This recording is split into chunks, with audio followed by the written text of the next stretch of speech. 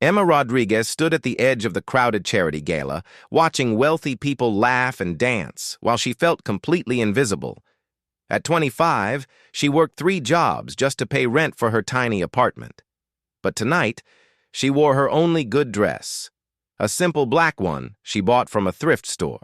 Her best friend Maya had begged her to come as her +1, promising it would be fun.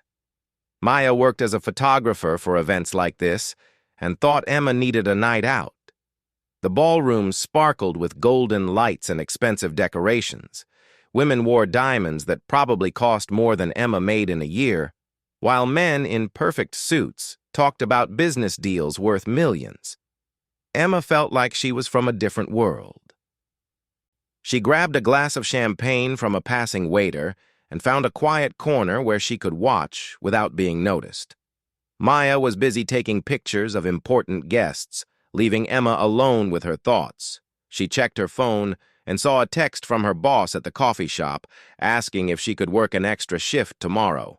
Money was always tight, and every extra dollar helped.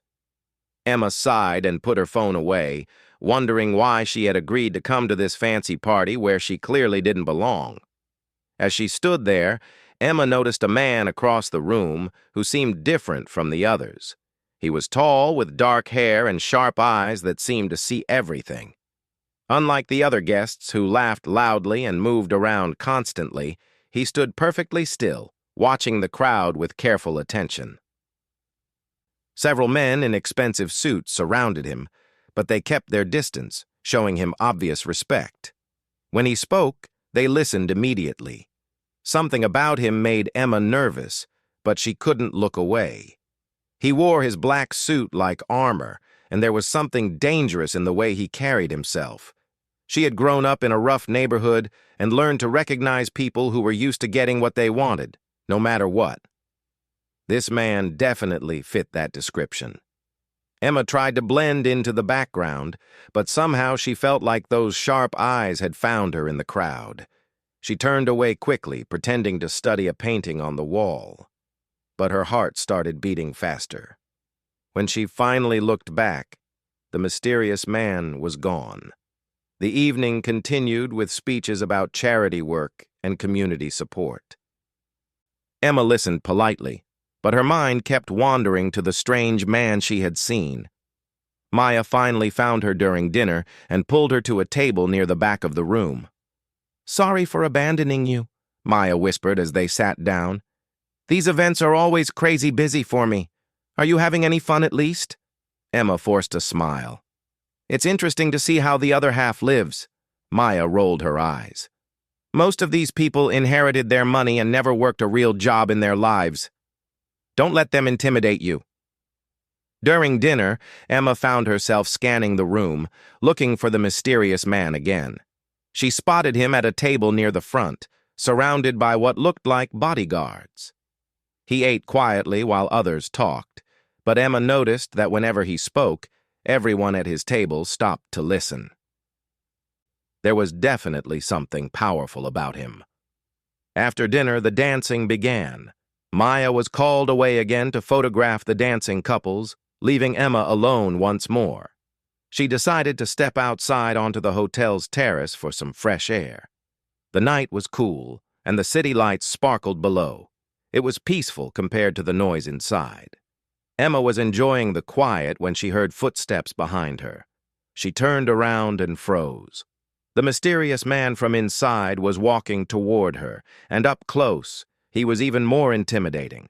He was probably in his early 30s, with olive skin and eyes so dark they looked almost black. His face was handsome but serious, and when he looked at her, Emma felt like he could see right through her. "You look lost," he said in a deep voice with a slight accent that Emma couldn't place. "I'm just getting some air," Emma replied, trying to keep her voice steady. "The party is a bit overwhelming." He stepped closer, and Emma caught the scent of expensive cologne mixed with something she couldn't identify. Something that made her think of danger and excitement. "You don't belong here," he said, but it didn't sound like an insult. It sounded like an observation. Emma lifted her chin, feeling defensive. My friend brought me. I have every right to be here. Something that might have been a smile crossed his face. I didn't say you didn't have the right. I said you don't belong. There's a difference. Before Emma could ask what he meant, voices came from inside. Someone was calling a name, Mr. Santoro, and the man's attention immediately shifted. His entire body language changed, becoming more alert and focused.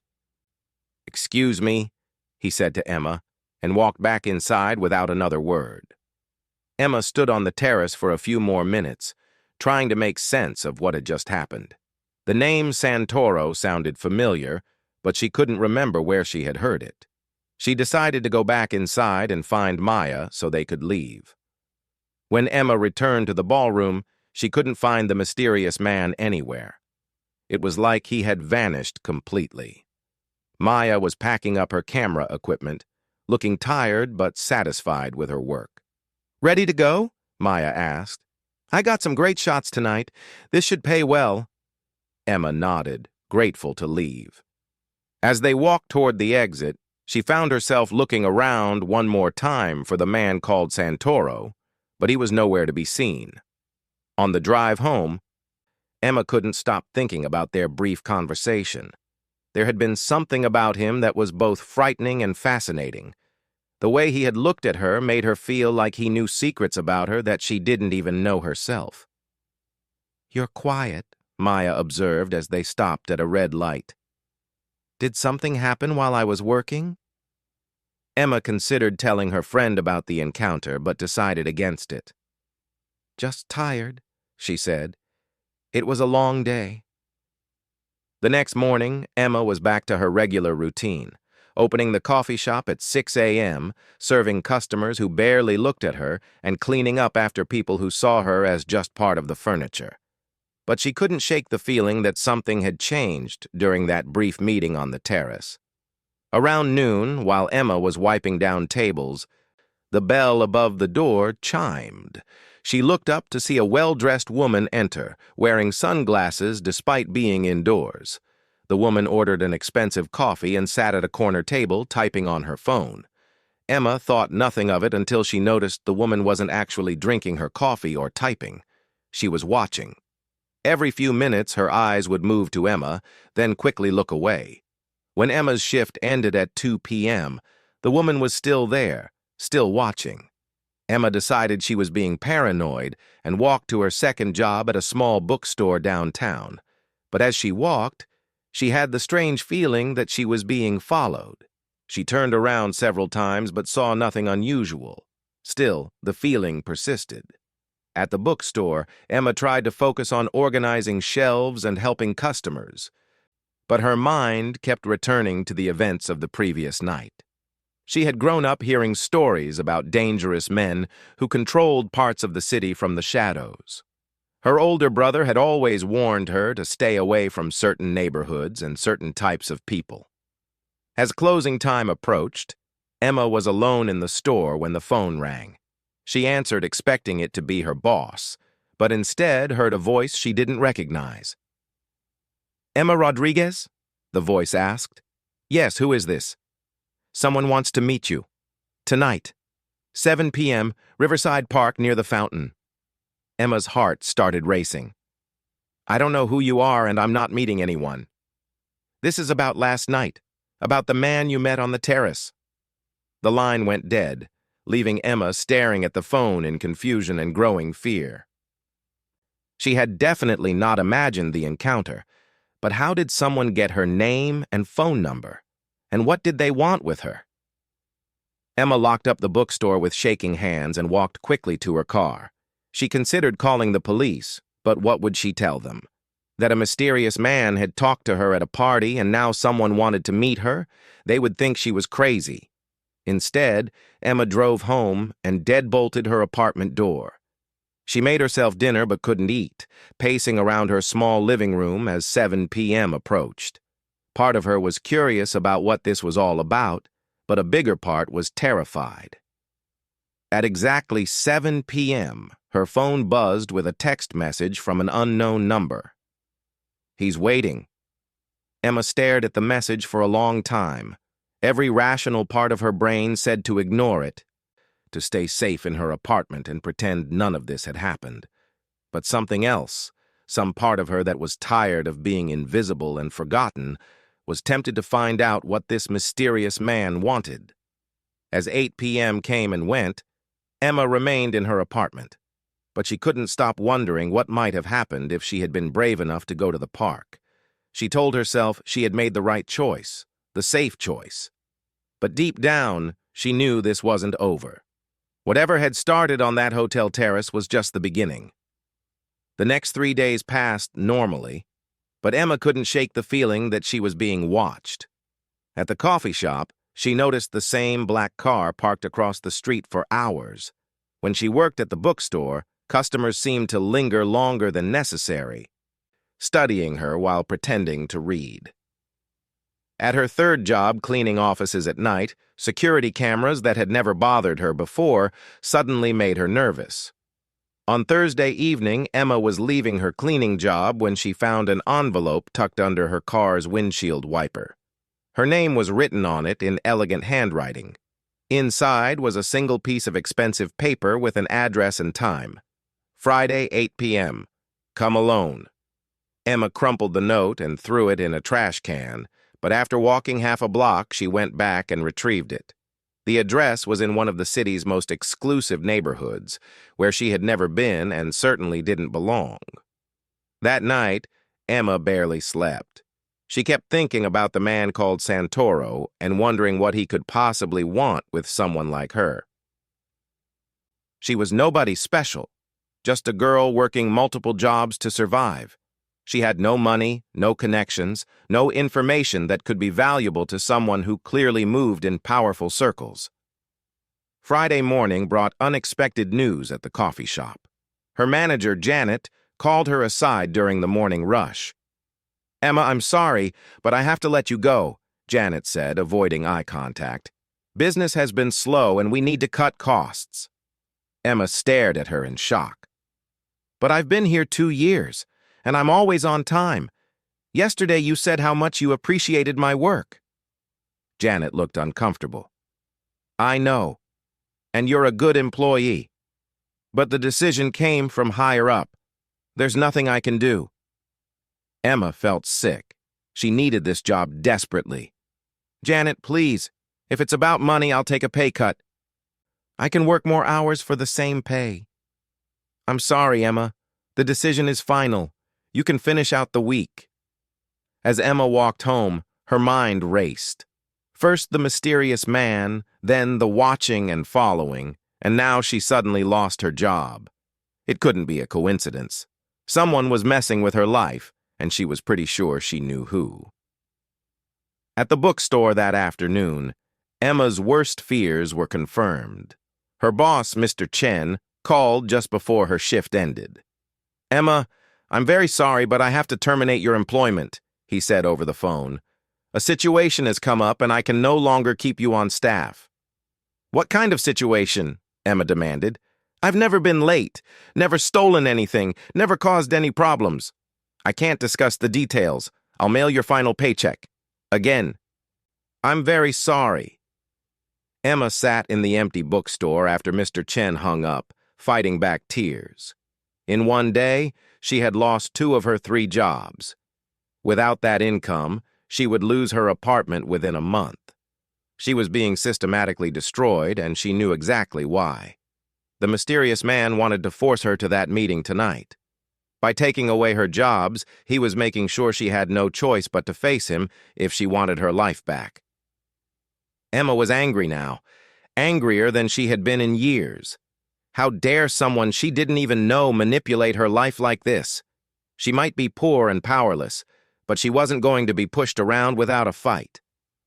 At 7:30 that evening, Emma stood outside the address from the note. It was a high-end restaurant in the most expensive part of the city, the kind of place where dinner cost more than she made in a week. Through the windows, she could see elegantly dressed people eating at tables lit by candles. Emma had changed into her only good dress again, the same black one from the charity gala. She felt underdressed and out of place, but she was here, and she was going to get answers. The hostess at the front desk looked her up and down with obvious disapproval. "Do you have a reservation?" she asked in a tone that suggested Emma clearly didn't belong here. "I'm meeting someone," Emma said firmly. "The name is probably Santoro." The hostess's attitude changed immediately. Her eyes widened slightly, and she became much more polite. "Of course. Right this way, please." Emma was led through the main dining room to a private section in the back of the restaurant. The hostess opened a heavy wooden door and gestured for Emma to enter. The private dining room was small and intimate, with just one table set for two. Candles provided soft lighting, and classical music played quietly in the background. The man from the charity gala sat at the table, looking perfectly at ease in his expensive suit. He stood when Emma entered. "Thank you for coming," he said in that same deep voice she remembered. "Please sit." Emma remained standing, her hands clenched into fists at her sides. "You destroyed my life to get me here. I lost 2 jobs today because of you." "I know," he said calmly. "Sit down, and I'll explain everything." "I'll stand, thank you. Who are you, and what do you want with me?" He studied her for a moment, and Emma thought she saw approval in his dark eyes. "My name is Marco Santoro, and I want to offer you a proposition." "What kind of proposition?" "Sit, please. This conversation will take some time." Against her better judgment, Emma sat down across from him. A waiter immediately appeared and poured wine into her glass without asking if she wanted any. Marco Santoro leaned back in his chair, his eyes never leaving Emma's face. "First, let me apologize for the inconvenience with your employment. That was necessary to ensure you would take this meeting seriously." "Necessary?" Emma's voice rose. "Those jobs were my livelihood. How is destroying my life necessary for anything?" "Because what I'm about to offer you will change your life completely, and I needed to make sure you had no other distractions." Emma took a sip of wine to steady her nerves. It was better than any wine she had ever tasted. But she was too angry to appreciate it. "What could you possibly offer me that would be worth destroying my jobs?" Marco reached into his jacket and pulled out a thick envelope, which he placed on the table between them. $100,000, cash. Emma stared at the envelope in shock. More money than she had ever imagined having was sitting right in front of her. "What's the catch?" "I need you to pretend to be my girlfriend for the next 3 months." Emma blinked several times, sure she had misheard. "I'm sorry, what?" "I need a girlfriend. Someone who can attend social events with me, meet my family, convince certain people that I'm in a serious relationship. You would be perfect for this role." "Why me? You could have any woman you want. You're obviously wealthy and powerful." Marco smiled. And it was the first time Emma had seen him look anything other than completely serious. "That's exactly the problem. Every woman I know wants something from me. Money, status, connections. You don't even know who I am or what I do. You're not impressed by wealth or power." Emma laughed bitterly. "I'm not impressed because I grew up with nothing. Trust me, I'm very impressed by money right now." "But you didn't come here for the money. You came here because you were angry and wanted answers. That tells me you have integrity and courage." Emma looked at the envelope again. $100,000 would solve all her problems and give her a chance to go back to school, maybe start the teaching career she had always dreamed about.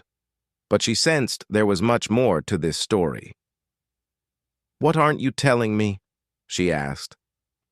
"Why do you need to convince people you're in a relationship, and why does it matter what they think?" Marco was quiet for a long moment, swirling the wine in his glass. "My family has certain expectations about my personal life. They believe I need to settle down and start thinking about the future. There are also business considerations." "What kind of business?" "Import and export. We have operations throughout the Mediterranean."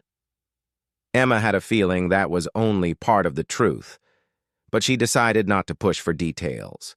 Yet. If I agreed to this crazy idea, what exactly would I have to do? Attend dinners and social events as my companion, meet my family and convince them we're in love, act like a devoted girlfriend in public. In private, we would have separate living arrangements and our own lives.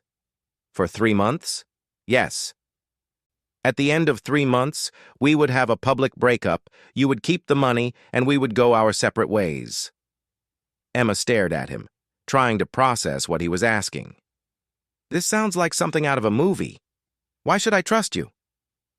Marco pulled out his phone and showed her a bank account with her name on it. The balance showed $100,000. The money is already in an account with your name on it, he said. Whether you agree to help me or not, it's yours. I had your jobs eliminated, so it's only fair that I compensate you for the trouble. Emma's head was spinning. You're giving me $100,000 just for talking to you?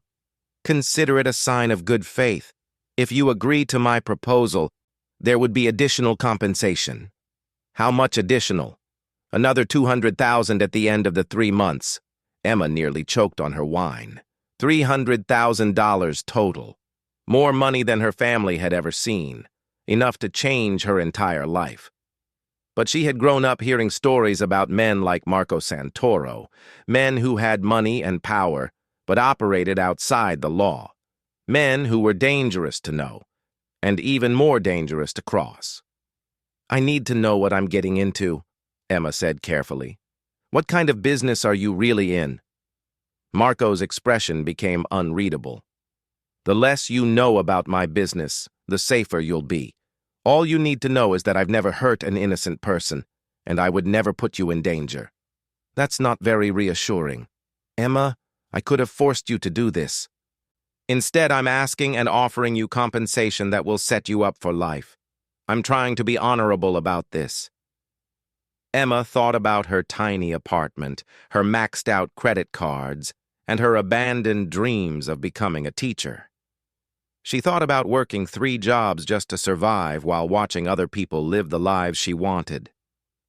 If I say yes, when would this start? Tomorrow night. There's a family dinner, and I need to introduce you as my girlfriend. Tomorrow night? That's impossible. I don't have clothes for fancy dinners, I don't know how to act around wealthy people, and I certainly don't know how to convince anyone that someone like you would be interested in someone like me. Marco smiled again. Those problems are easily solved. Tomorrow morning? You'll meet with a personal shopper who will provide you with an appropriate wardrobe.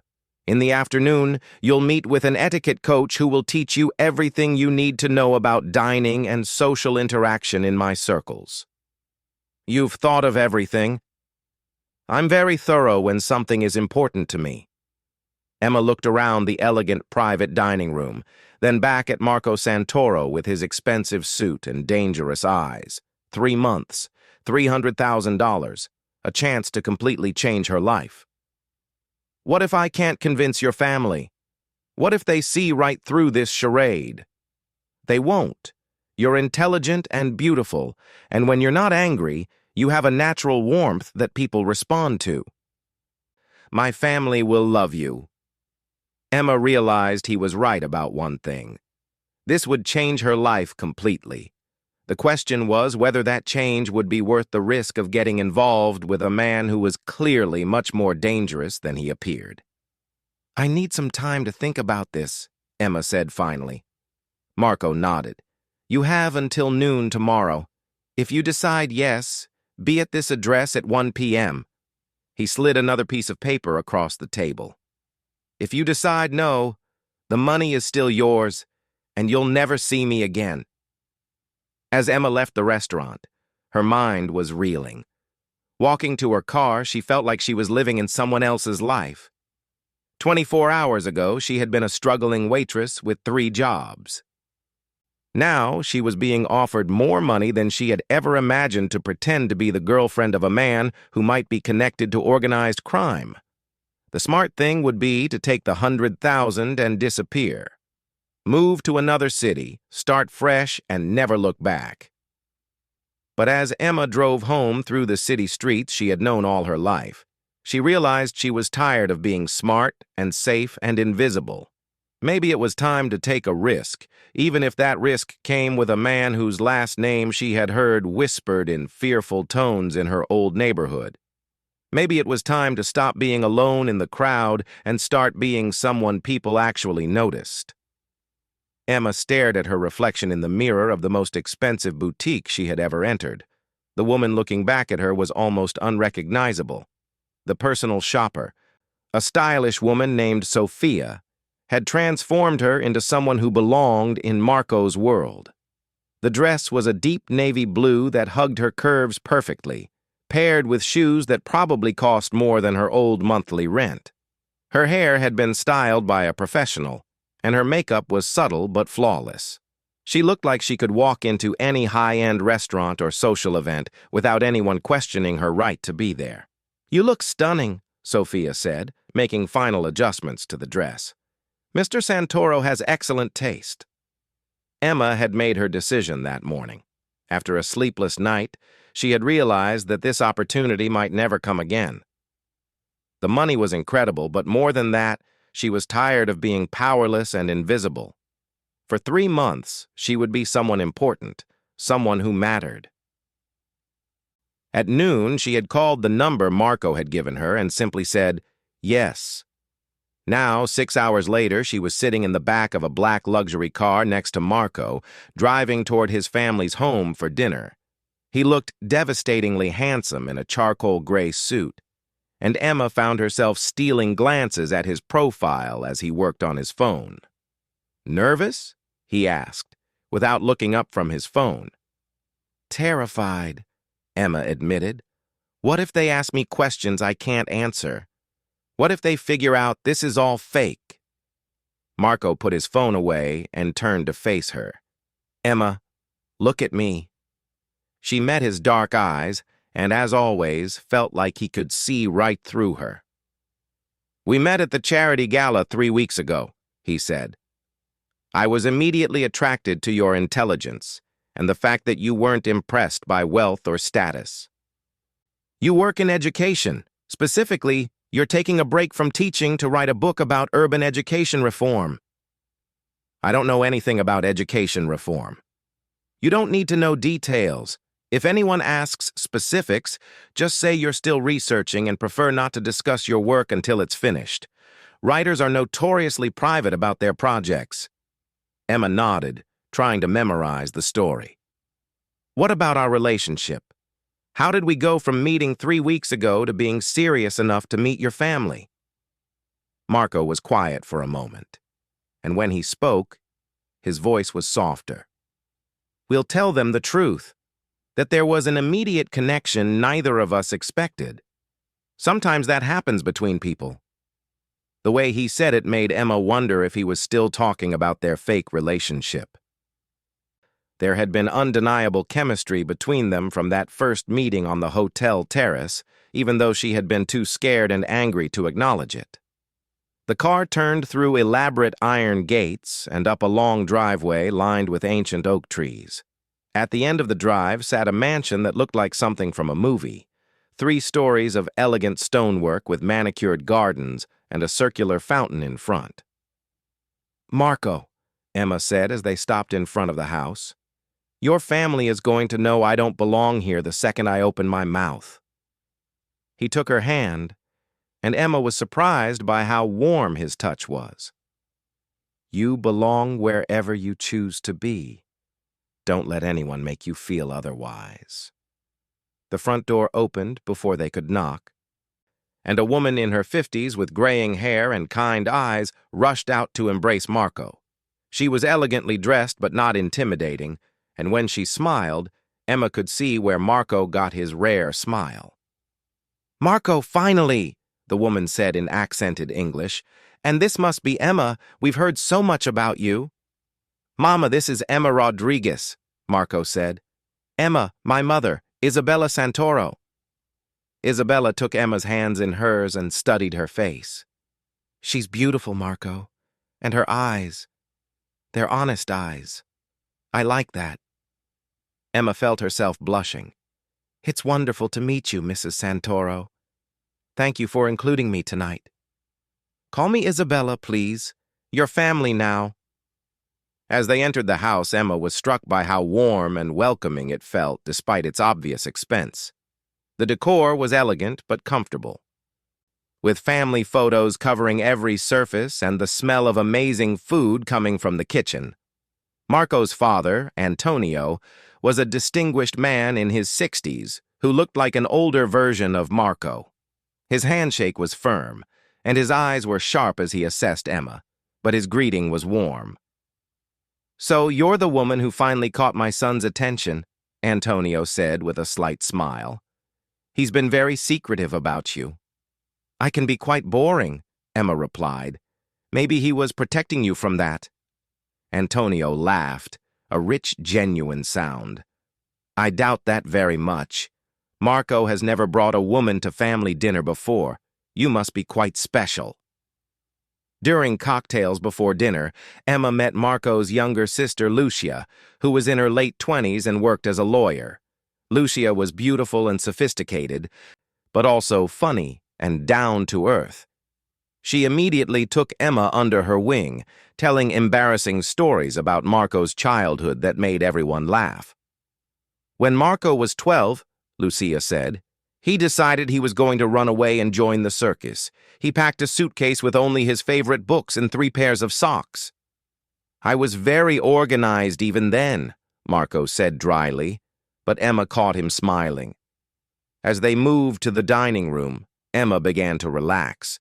The Santoro family was nothing like what she had expected. They were warm, funny, and obviously devoted to each other. Whatever business Marco was involved in, his family felt normal and loving.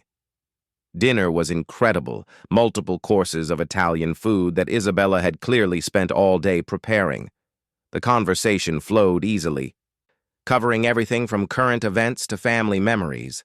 Emma found herself genuinely enjoying the evening, almost forgetting that her relationship with Marco was fake. "Emma," Isabella said during dessert, "Marco tells us you're a writer. What kind of book are you working on?" Emma had practiced this answer, but sitting in the warm glow of the dining room with Marco's family looking at her expectantly, the lie felt harder to tell.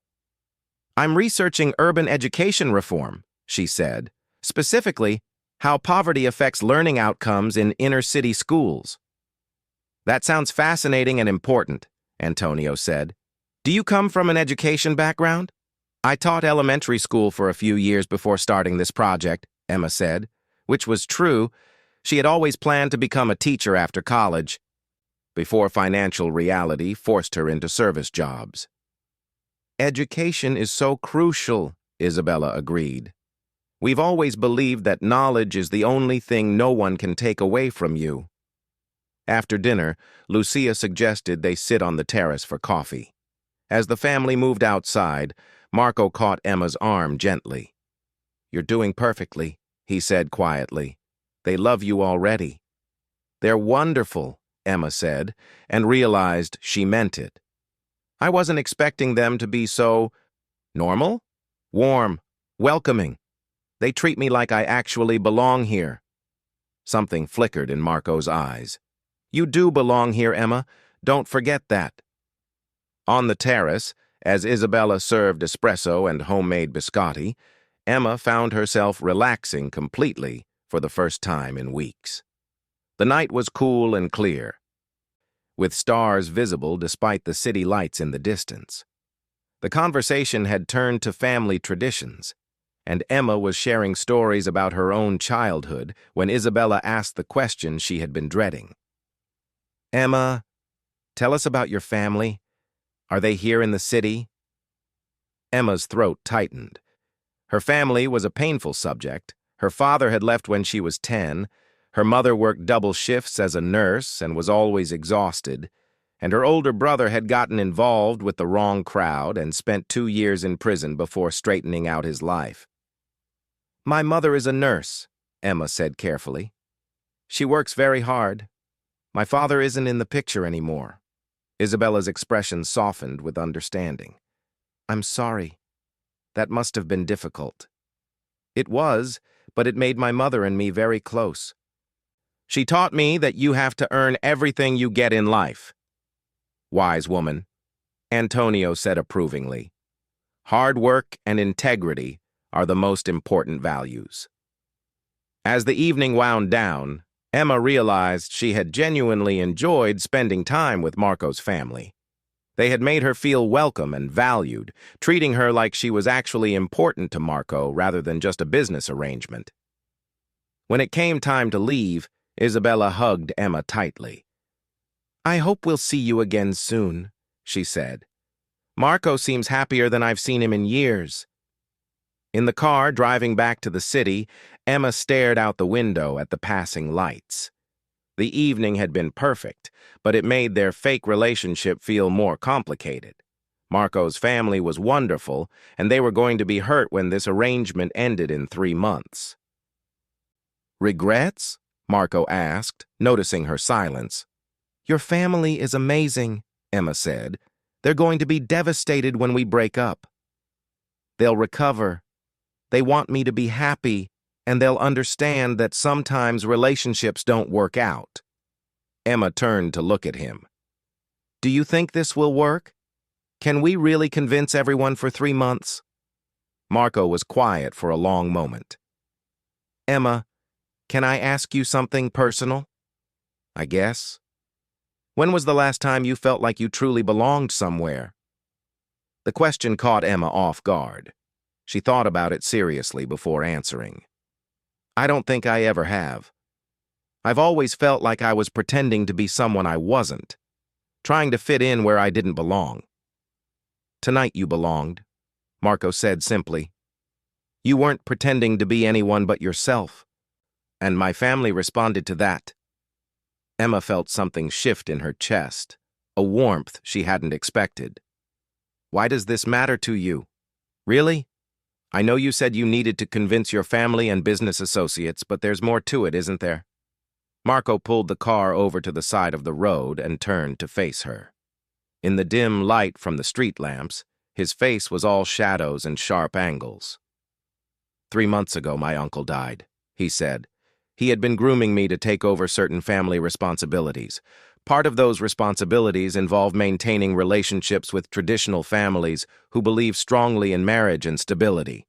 They need to see that I'm settled and thinking about the future." "What kind of responsibilities?" Marco hesitated, and Emma could see him weighing how much to tell her. "My family has been in the import business for generations.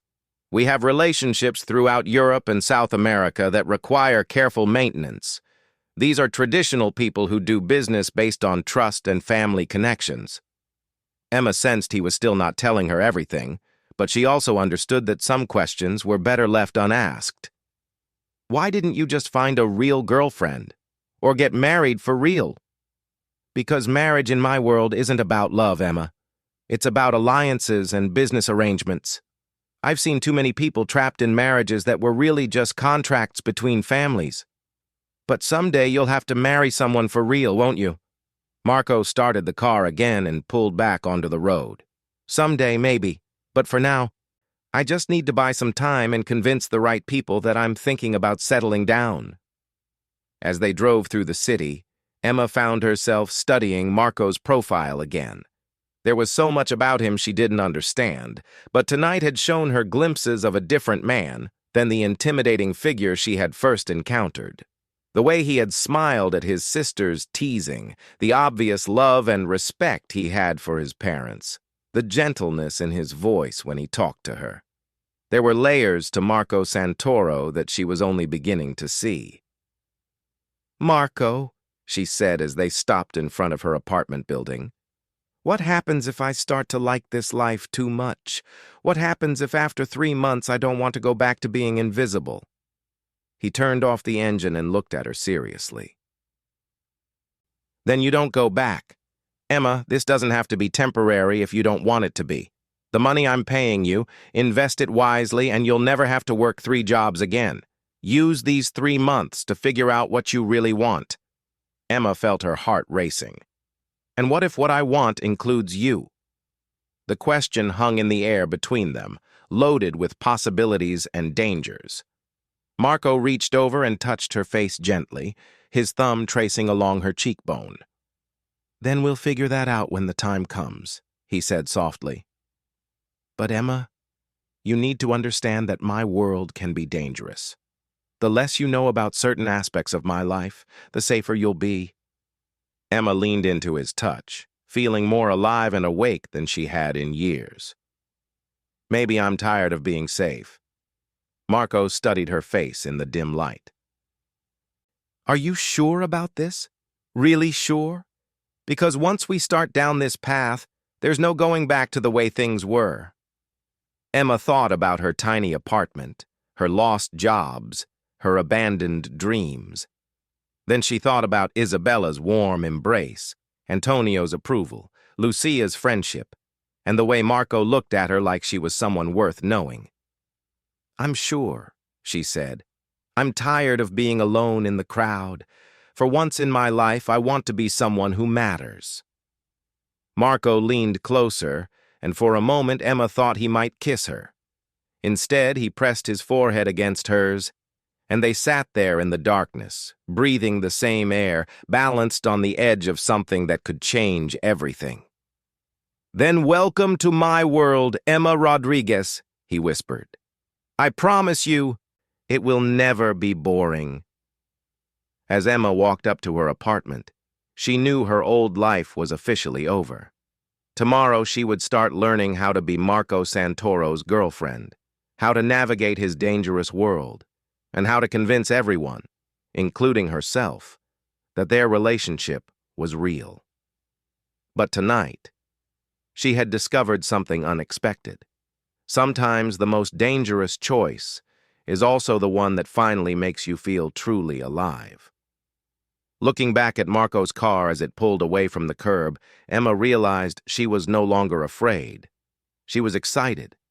For the first time in her life, she was about to become someone who couldn't be ignored, someone who belonged somewhere, someone who mattered. And maybe, just maybe, she was about to fall in love with the most dangerous man she had ever met.